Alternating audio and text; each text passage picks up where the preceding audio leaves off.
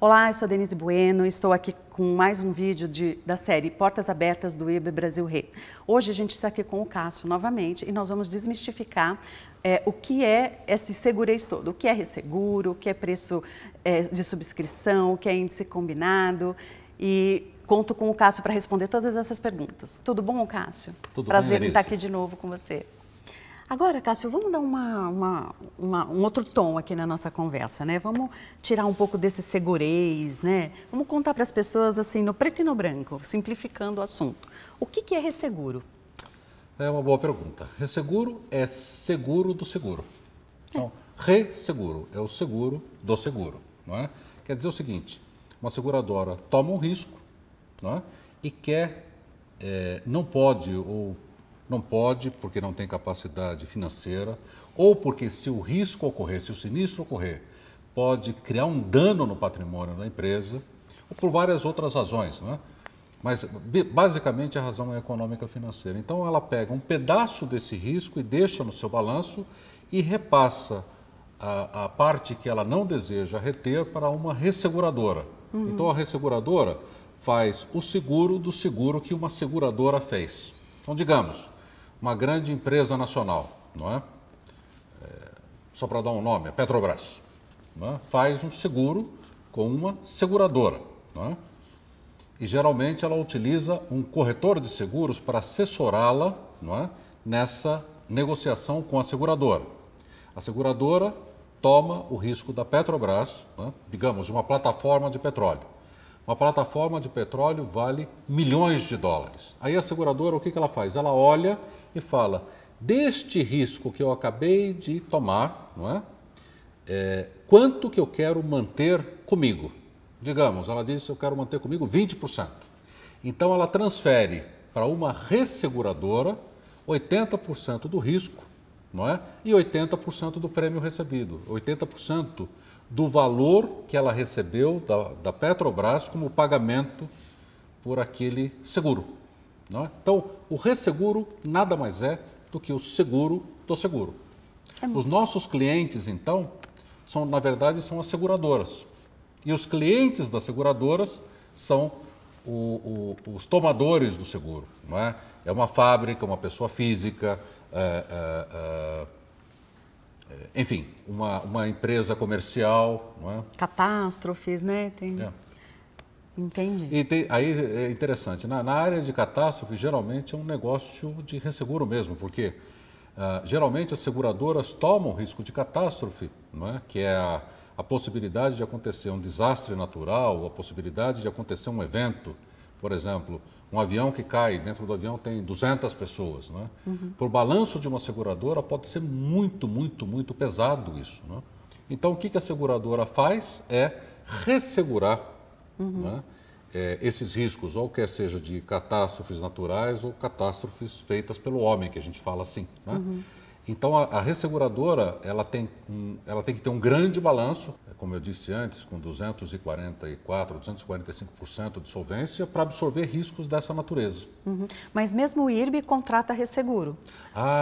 Aí o seguro do resseguro é chamado retrocessão. O IRB faz a mesma conta da seguradora. Ele olha para aquele risco e diz, tenho experiência nesse tipo de risco? Não é? Sim, então eu quero reter uma parte do risco.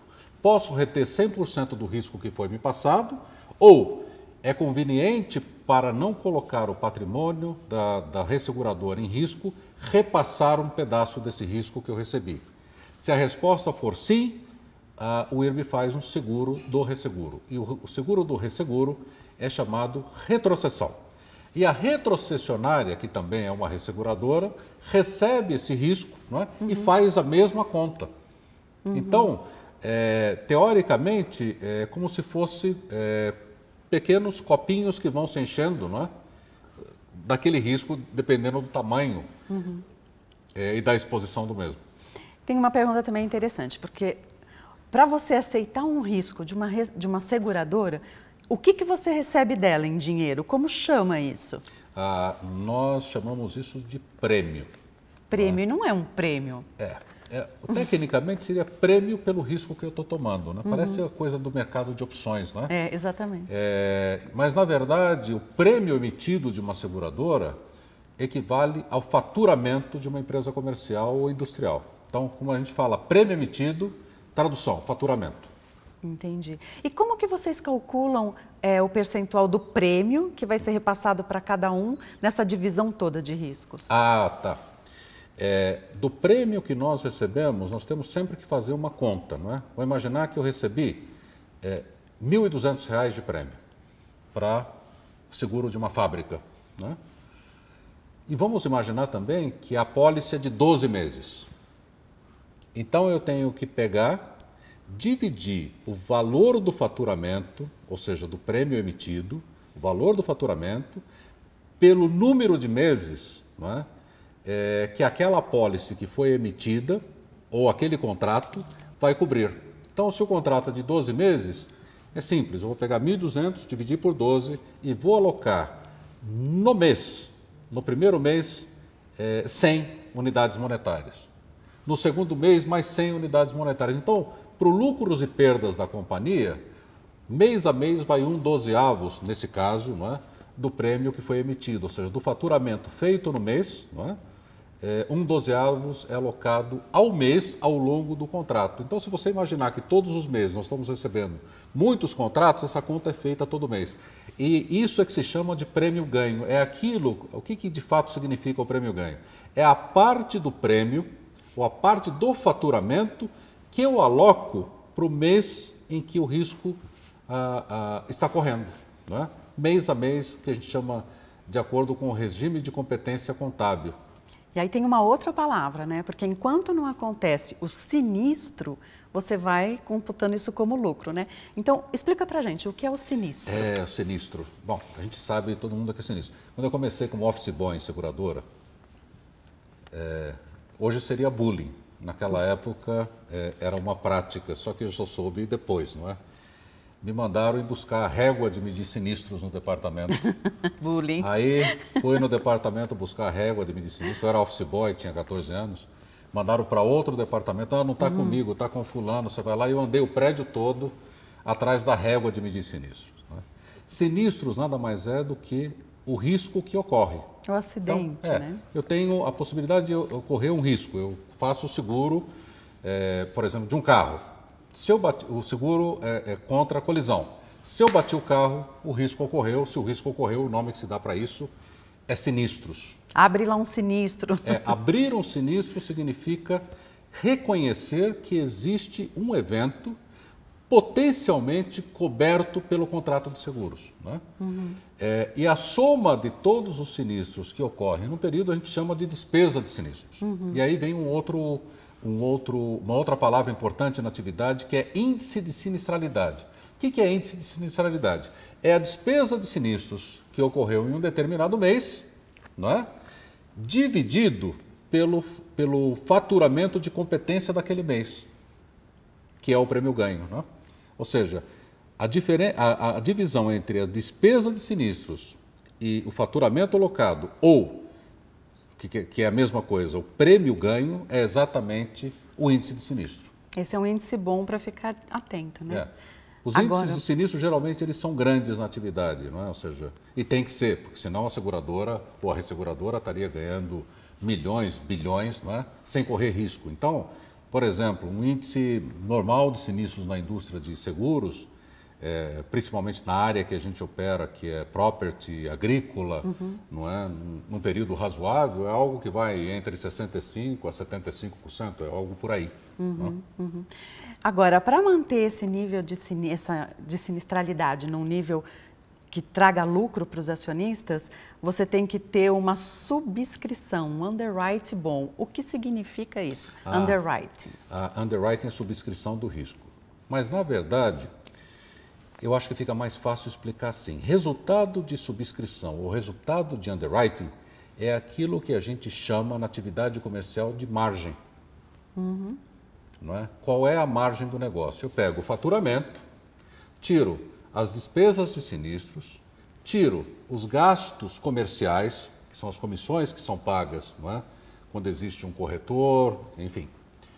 os gastos internos, que é a folha de pagamento, a luz, água e assim por diante, e tem aí uma sobra. Eu tiro os impostos, não é, aplicados ao prêmio, ao faturamento, e aí tem uma sobra. Essa sobra, não é, na atividade de seguros, é chamada de resultado de subscrição ou resultado de underwriting, mas nada mais é do que a margem do negócio. Ou seja, para cada um de prêmio, sobrou, digamos, 10 centavos de margem, não é? É isso. Eu fiz ainda coloquei um detalhe a mais. A margem de underwriting, o resultado de underwriting, não inclui a despesa administrativa. Porque daí seria o índice combinado. A despesa administrativa, ela entra depois, quando a gente acha o resultado operacional, não é? Mas de toda maneira, então, repetindo, o que é a margem o resultado de underwriting ou margem de contribuição? É o faturamento alocado no mês, menos as despesas de sinistros e menos as comissões, os gastos externos pagos para aqueles negócios serem realizados. Então, isso dá uma margem de contribuição. Aí eu olho essa margem e comparo com meus custos internos, não é? Que é a despesa administrativa, e agrego a isso, não é, o resultado financeiro, que é o resultado das aplicações financeiras. Isso vai dar o resultado operacional de uma resseguradora. É muito interessante, né? Porque tem que ter um gestor e tanto, né? Para você saber o prêmio que você vai cobrar e saber que aquilo vai te trazer um retorno para o acionista se manter no negócio. Mas é a mesma coisa na parte comercial. Imagina um varejista que tem que comprar da indústria, não é? Ele compra um produto por um determinado preço, não é? Aí ele coloca isso no estoque. Enquanto está no estoque, tem um custo, não é, de manter aquilo no estoque. Mas vamos falar que é muito mais charmoso em seguros, em resseguros, né? Muito mais charmoso. Mas, de toda maneira, ele paga a comissão do vendedor, ele tem que pagar a luz, a água, enfim. Mas essa é a linha, o conceito é muito parecido. Aqui a gente tem nas atividades de seguros, e assim, na mesma coisa na atividade bancária, uma linguagem própria, não é? Só que quando a gente traduz essa linguagem própria para uma linguagem mais popular, e a gente tem que se colocar no sapato do investidor, não é? Principalmente do investidor pessoa física, não é? E tentar imaginar, quando ele vê essa parafernália de nomes totalmente diferentes, tentar traduzir para que esteja numa linguagem mais corriqueira e comparável com outras atividades, não é? Mas, sem dúvida, a atividade econômica, qualquer atividade econômica, em especial a atividade de resseguros e seguros, ela depende da geração de margem, não é? Que é de resultado líquido depois dos impostos, não é? Bom, então eu vou ficar de olho em como está o seu sinistro e como está o seu índice combinado para saber se você vai ganhar dinheiro ou não. O índice combinado. O que é o índice combinado? Não é o índice que eu combinei com alguém, não é? Índice combinado é o índice de total de despesas da empresa dividido pelo faturamento. Isso que se chama índice combinado. Então eu pego a despesa de sinistros, mais a despesa de gastos externos, ou seja, das comissões pagas, mais o custo administrativo, ou seja, tudo que eu paguei de água, luz, transportes, refeição, funcionários, ticket, ou que seja, somo todos esses custos pagos e divido pelo total de faturamento alocado àquele mês. Tem que sobrar o lucro. Não é? Isso vai dar o índice. Se esse índice for inferior a 100%, significa que a companhia está ganhando dinheiro. Se for superior a 100%, significa que a companhia está perdendo dinheiro. Mas uma vez ou outra você pode passar esse índice de 100%, porque pode ter tido uma catástrofe que ninguém imaginava. Por exemplo, a pandemia foi uma catástrofe que ninguém imaginava. E ele pode passar um pouco, mas isso também não é um sinal que a empresa vai quebrar. É um sinal que vai tudo se... O que pode acontecer? Pegando uma coisa mais simples. Imagina que a companhia tem o seguro de uma plataforma de petróleo, pegando aquele mesmo exemplo que eu falei antes, e essa plataforma afundou. Então, naquele mês especificamente, ela pode ter um índice combinado ou uma despesa de sinistros superior ao faturamento alocado para aquele mês. Não é? Isso não significa que a empresa vai quebrar ou que quebrou, nada disso. Não é? Significa sim que ela teve um mau mês. Né? É a mesma coisa de você, no varejo, comprar 800.000 geladeiras para vender e, por alguma razão, naquele mês você só conseguiu vender 200 geladeiras. Né? E você teve que pagar o fabricante pelas mil geladeiras. Só dando um exemplo. Então ela teve um mês mau, não é? Mas não significa que a atividade é ruim, ou seja, ela teve um mês abnormal, que a gente chama. Né? Então, e na atividade de resseguros isso é muito possível. Não é? Você vê um sinistro grande num determinado mês, pode fazer com que um determinado mês, ou um determinado semestre, ou um determinado trimestre, ou eventualmente um determinado ano, se complique. Por exemplo, um sinistro agrícola, um sinistro de safra, não é? Pode ser que aquela safra quebrou. Aquela safra foi uma péssima safra, ou porque geou demais, ou porque choveu demais, ou porque não choveu, não é? Então, naquele específico ano, especificamente naquele ano, você teve um mau ano. Mas tudo que acontece de anormal em sinistros tem que ter uma explicação. Não é? Então, essa é a parte da transparência que uma resseguradora tem que ter e que é meu compromisso com os nossos investidores, com os nossos clientes e com a imprensa de ter isso absolutamente claro.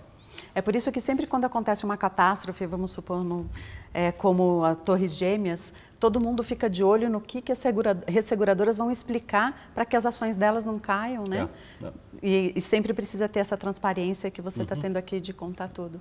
Exatamente. E aí o mercado acaba sempre se ajustando, né? Ou com aumento de preço. Quanto mais transparente uma resseguradora é, ao ponto que isso não crie desvantagem competitiva, ou seja, nós não podemos dar informação que o competidor vai usar contra nós. Né? Mas quanto mais transparente a seguradora é, ou a resseguradora é, explicando para os seus investidores, não é? Como é a atividade e o que influenciou os resultados passados da atividade, mais valor essa companhia tem. Então, um dos grandes projetos nossos, que é esse que a gente botou em curso a partir da nova gestão da companhia, não é? E da renovação que se fez na empresa, na forma, é de criar, não é, uma consistência no nível de informação e transparência naquilo que a gente vai informar, ainda que seja especificamente num determinado mês, ou num determinado trimestre ou semestre, uma informação não tão razoável, não tão boa, não é? Faz parte da atividade, ou seja, e uma administração de seguros depende muito, muito, muito, além dessa transparência, não é? Em ter instrumentos que mitiguem esses riscos no longo prazo. E o ano pode ser bom ou ruim, mas a empresa tem que ter capacidade técnica de dar resultado. Sim, no longo prazo, no longo prazo. Então, esse é um outro aspecto, não é? Que a gente tem que considerar quando a gente analisa a atividade de seguros e resseguros. Né? Especialmente a atividade de resseguros, ela é uma atividade de consistência de resultados no longo prazo. Então, se você imagina que vai comprar uma ação de uma seguradora, não é? E vai ganhar muito dinheiro no próximo mês, isso é especulação, gente. Não é? O investidor típico de uma seguradora, ele coloca o dinheiro e espera esse resultado como se fosse uma renda vitalícia ao longo do tempo. Essa é a visão, esse é o perfil da atividade seguradora, diferente de outras atividades que podem ser especulativas. Não é? A atividade de seguros é de consistência, não é, dos índices de sinistralidade no médio e longo prazo, ou seja, um ano ruim compensa um ano bom, um ano mais ou menos ele é um ano neutro, depois você tem um outro ano bom e assim por diante. Então, esse talvez seja um aviso, não é? Que é importante a gente ter consciência quando compra a ação de uma seguradora ou de uma resseguradora. A gente tem que olhar a consistência, não é, no longo prazo dos resultados que essa empresa é capaz de gerar.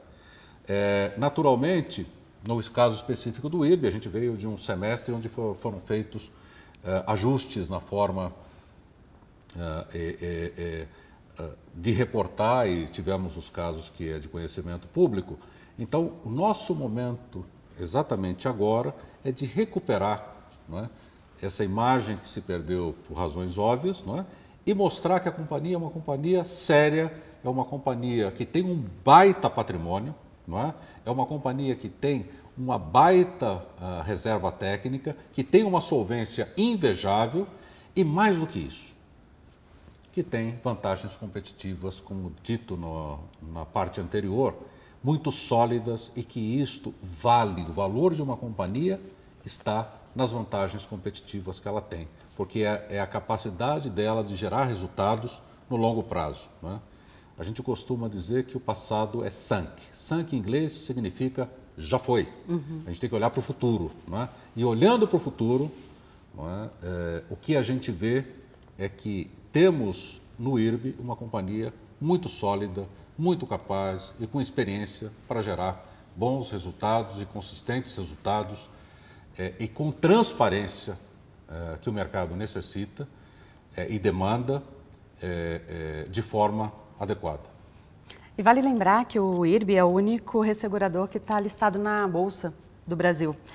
E é por isso também que a gente pode aqui contar, né, com o Cássio, desmistificando o Segureis, né, e com esse programa agora de portas abertas com o IRB, para trazer mais informações para vocês sobre esse mercado de resseguros, que é um mercado extremamente interessante e que começa a ganhar mais espaço na Bolsa do Brasil. Bom, muito obrigada, Cássio, por desmistificar esse mercado e esses termos, e eu espero você no próximo vídeo.